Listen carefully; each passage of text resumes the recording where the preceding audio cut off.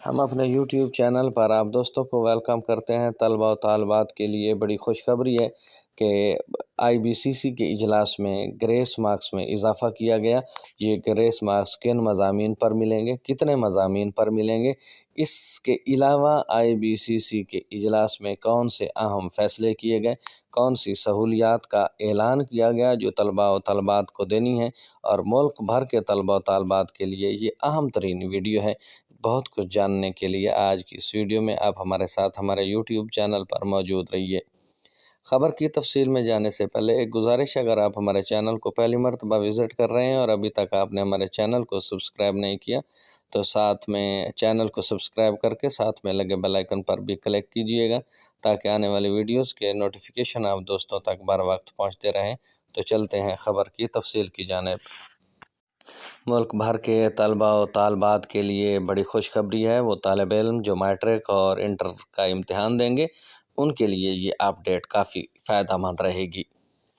ملک میں مشترکہ امتحانی قواعد کی تشکیل کے حوالے سے قائم انٹر بورڈز کوآرڈینیشن کمیشن ادارے IBCC نے نئے گریڈنگ فارمولے کے ضمن میں گریس مارکس 3 سے بڑھا کر 5 کر دیے ہیں۔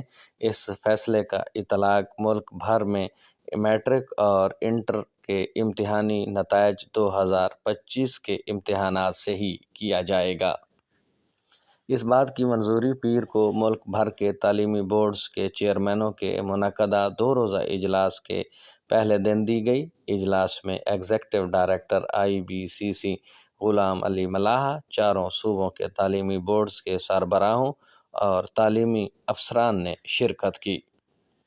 میڈیا رپورٹ کے مطابق IBCC ذرائع کا بتانا ہے کہ اجلاس میں مذکورہ ادارے کی جانب سے میٹرک اور انٹر کی سطح پر گریس مارکس 7 نمبروں تک کرنے کی سفارش کی گئی تھی، تاہم اجلاس کے شرکاء کی اکثریت اس پر راضی نہیں تھی، جس کے بعد فیصلہ کیا گیا کہ موجودہ گریس مارکس 3 سے بڑھا کر 5 کر دیے جائیں۔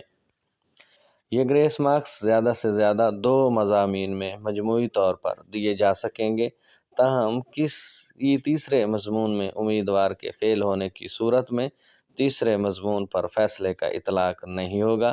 واضح رہے کہ مذکورہ فیصلے ملک بھر میں پاسنگ مارکس 33 سے بڑھا کر 40 کیے جانے کے تناظر میں کیا گیا ہے، جو نئی گریڈنگ پالیسی کے طور پر نافذ ہوگا۔ علاوہ ازیں اجلاس میں model assessment frame work MAF پر پیش رفت کا جائزہ لیا گیا، جس کا مقصد ملک بھر کے امتحانی نظام کو یکساں معیار پر لانا ہے۔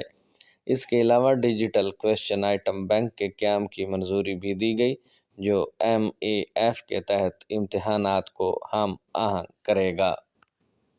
علاوہ ازیں IBCC کے اعلامیے کے مطابق فورم نے تعلیم کے یکساں مواقع فراہم کرنے کی غرض سے کئی اہم فیصلے کیے گئے، جن میں یتیم طلبہ کو تعلیمی فیسوں کی چھوٹ دینے کی منظوری دی گئی، ساتھ ہی امتحانی فارموں میں یتیم حیثیت کا خانہ شامل کرنے کی تجویز کی بھی منظوری کی گئی، تاہم ان طالب علموں کو اعلیٰ تعلیم کے حصول کے لیے بہتر مواقع فراہم کیے جا سکیں۔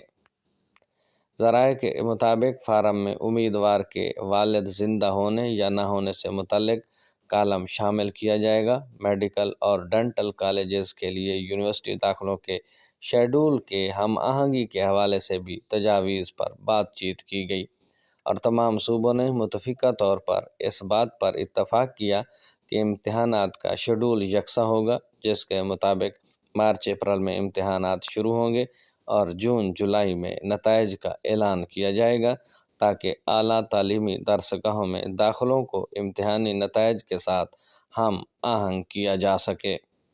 یہ تھی آج کی بڑی اپڈیٹس امتحانی نتائج میں گریس مارکس دینے کے حوالے سے۔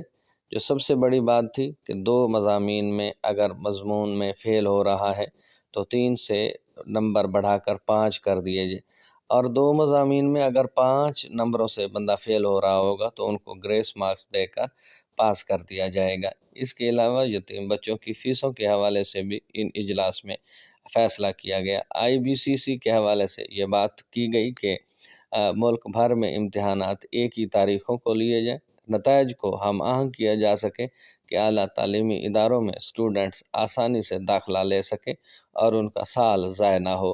آئی ہوپ سو کہ آج کی یہ بڑی اپڈیٹ آپ کو پسند آئے گی۔ ویڈیو پسند آئے تو چینل کو سبسکرائب کر کے ہمیں شکریہ کا موقع دیں اور کومنٹ سیکشن میں اپنی رائے سے ہمیں ضرور آگاہ کریں۔ اب تک کے لیے اتنا ہی، ملتے ہیں نئی خبروں کے ساتھ، نئی اپڈیٹس کے ساتھ۔